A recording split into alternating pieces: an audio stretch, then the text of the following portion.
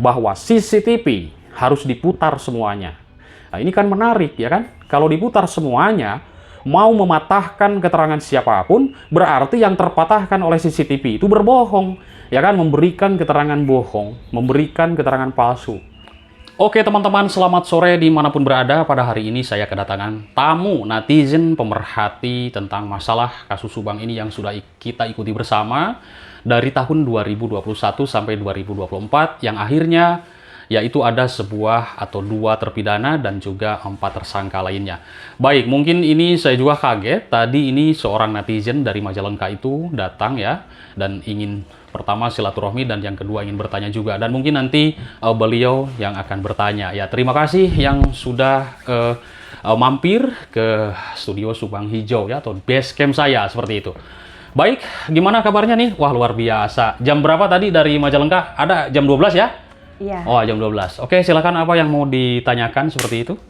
Ya, sebelumnya halo Bang, salam silaturahmi. Oke, ya, salam silaturahmi juga.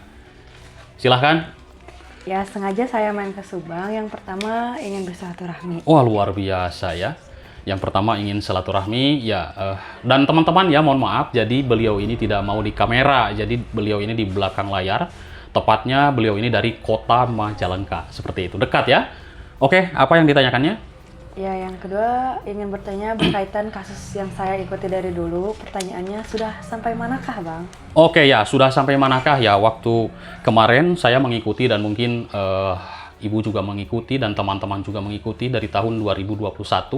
Sekarang ini kita semuanya tinggal menunggu keputusan kasasi yang sudah diajukan oleh penasihat hukum Yosef Hidayah, dan saya belum bisa membahas tentang hal masalah diterima dan tidak, karena saya pun masih menunggu. Yang jelas, di dalam kasus Subang ini ada obstruction of justice yang merintangi tentang penyidikan dan penyelidikan. Akhirnya TKP rusak, barang bukti hilang, dan kasus pun lama. Nah, di sini meskipun sudah ada tersangka dan juga terpidana, sekarang ini masih banyak perdebatan karena banyak sekali masyarakat yang menilai, lah kok sudah ada justice kolaborator tapi masih buram, belum juga terang benderang 100% kasus ini. Akhirnya masyarakat di sini berkecamuk, terbagi dua bagian.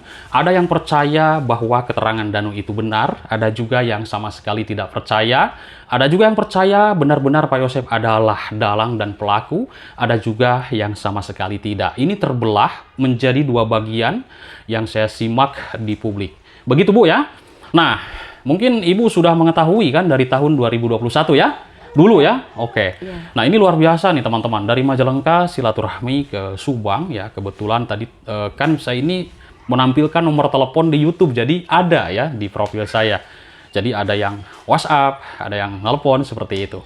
Nah, teman-teman, intinya kita viralkan obstruction of justice. Nah, gitu Bu. Jadi di kasus Subang ini ada obstruction of justice. Tahu kan ya? Itu bahasa kerennya ya. Ya. Jadi obstruction of justice itu adalah orang-orang yang merintangi atau orang-orang yang menghalang-halangi tentang sebuah penegakan keadilan. Oke, mungkin itu saja Bu yang bisa saya jelaskan. Kita tunggu kasasi aja ya. Ya, Oke, terima kasih, Bang. nah teman-teman, kita lanjutkan pembahasannya. Ini di mana yang ada titik besi? Iya, aku nyari-nyari Bang, ini tidak ada.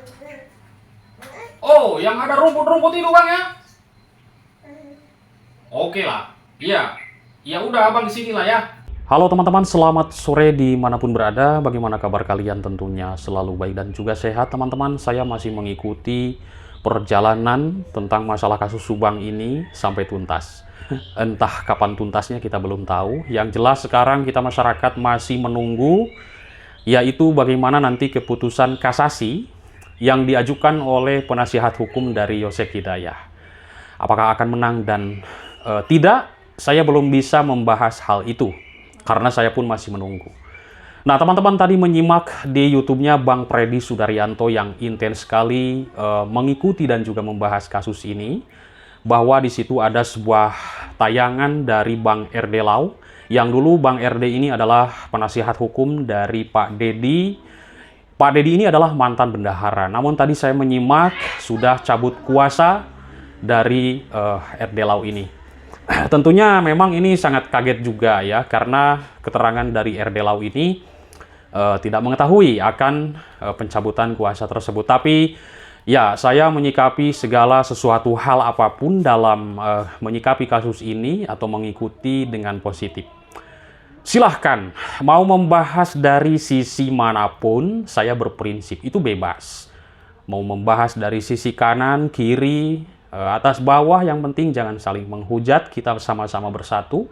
Intinya, demi keadilan kedua korban dan siapapun pelakunya, itu harus dihukum dengan apa yang mereka perbuat, teman-teman. Kita bersatu, kita sama-sama.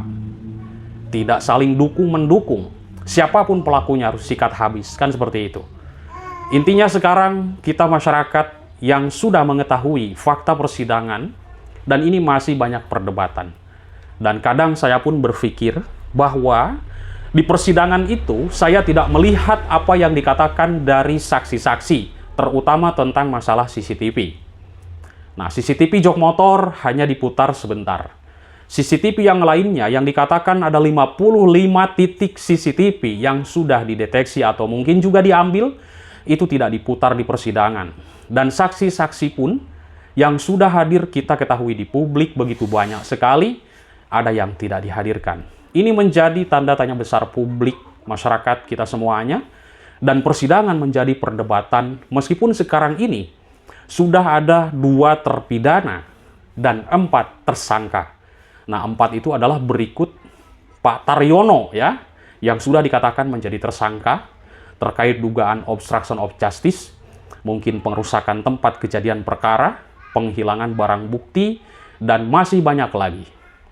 Banyak masyarakat yang bertanya dan juga berkomentar yang sudah geram kali, bahwa tolong dong, jangan dimanja to obstruction of justice OOJ yang sudah menghilangkan harddisk CCTV. Ya, saya pun memang kaget teman-teman, dan banyak keanehan dalam kasus ini. Pertama, kejanggalan adalah di tanggal 18, bak sudah dikuras. Sedangkan bak tersebut adalah tempat yang sangat sakral sekali, krusial sekali.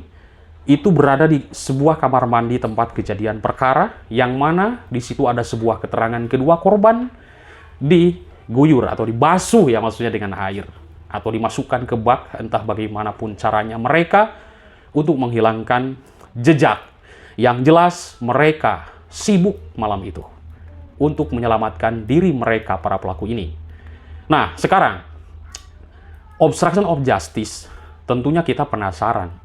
Apakah setelah obstruction of justice ini P21 dan adanya sebuah persidangan, apakah kasus ini akan terang benderang? Karena saya melihat kasus ini meskipun sudah ada justice kolaborator atau JC atau JC, ini belum terang benderang, teman-teman. Kenapa saya mengatakan seperti itu? Harusnya Pak Yosep, Ibu Mimin, Abi, Arigi, dan Danu itu sama-sama masuk ke penjara dan mendapatkan vonis. Tapi kan sekarang belum. Ya kan? Nah, ini tanda tanya besar masyarakat yang menjadi perdebatan selama saya memantau kasus ini. Kenapa? Coba teman-teman bisa, mungkin ya, teman-teman bisa berkomentar. Iya juga, karena kenapa? Harusnya kan bareng. Kok 3 tersangka masih bebas? Sedangkan statusnya masih tersangka. Dan ini masih banyak perdebatan, bahkan ya ada yang percaya bahwa Pak Yosep adalah pelakunya, ada juga yang sama sekali tidak percaya, dan dikatakan banyak sekali yang mengatakan adalah peradilan sesat. Saya menyimak di fakta persidangan waktu itu kesaksian Anggir dan Ibu Cici, lalu kesaksian dari Bapak Edi Soekarno, seorang purnawirawan, mengatakan bahwa dia mendapatkan foto CCTV setelah dia mendatangi sebuah toko jamu yang berada di Sagala Herang. Lalu dia memfotonya. Lalu mendapatkanlah sebuah foto tersebut ada orang yang naik motor. Perempuan dan juga laki-laki. Namun dia tidak kenal. Ini fakta sidang yang saya bahas ya. Lalu dia tidak mengenali orang tersebut dan menanyakanlah kepada masyarakat. Nanti teman-teman bisa putar lagi rekod-rekodnya, banyak kali di berbagai channel YouTube yang menyiarkannya. Ternyata masyarakat mengatakan itu adalah Ibu Mimin dan anaknya. Begitulah dari masyarakat. Ini fakta sidang menurut keterangan Pak Edi Soekarno. Namun, ini yang saya penasaran, di persidangan tidak diperlihatkan foto tersebut. Kalau misalkan apa yang dikatakan dari saksi itu sesuai, lalu diperlihatkanlah bukti tersebut, Barangkali para YouTuber yang ada di Subang itu pasti mengenali, tapi tidak ada yang ditampakkan di layar, teman-teman. Ya, Angger tidak ada. Kan sampai saat ini. Kenapa tidak ada? Dikatakan ada oknum yang menukar harddisk. Kenapa oknumnya dibiarkan? Ini kan berkecamuk di masyarakat, tanda tanya besar di masyarakat. Ada apa sebenarnya permainan dalam kasus Subang ini? Kan seperti itu ya. Nah, ini masyarakat berperang, berkecamuk di masyarakat ini, berkomentar, perdebatan dari kanan kiri saya pantau banyak sekali. Seperti itu, luar biasa. Prinsip saya, dalam kasus ini silahkan mau membahas apapun dari sisi manapun, dari sisi gelap manapun, dari sisi Danu, dari sisi Yosep, Mimin, Abi Arigi. Bebas, seperti itu, ya kan? Nah, karena saya fokus dengan kasusnya, teman-teman. Makanya kalau melihat ada percekcokan, ada perdebatan, ada saling goreng-menggoreng, itu ngapain? Kasus tidak terungkap, malah jadi musuh, ya kan?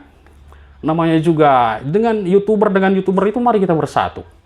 Tidak boleh ada perdebatan, tidak boleh ada, apalagi ini disebut media, ya kan? Nah, yang namanya media itu sikat semuanya, dari kanan kiri, tidak berat sebelah, kan seperti itu. Saya menyimak banyak kali keributan nih kan. Ini entah mempermasalahkan tentang hal apa seperti itu. Kasus tidak terang benderang yang ada keributan di publik. Ya kan, bikin gaduh seperti itu. Kita sama-sama bersatu. Baik pendukung Danu, pendukung Yosep, pendukung Mimin, Abi Arigi, kita bersatu. Kupas habis fokus kasusnya. Ada apa kasus ini? Kenapa obstruction of justice sampai saat ini kita belum mendengar diproses seperti itu? Terutama yang menukar harddisk. Nah, kemarin saya mendengar dari sebuah statement penasihat hukum Yosep Hidayah mengatakan bahwa CCTV harus diputar semuanya.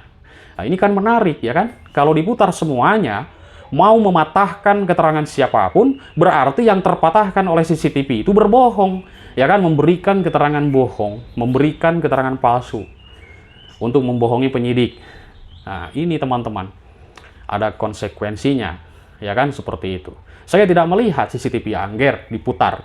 Yang dikatakan Angger dan Ibu Cici bahwa melihat sosok Pak Yosep, tidak ada estimasi, tidak ada dugaan.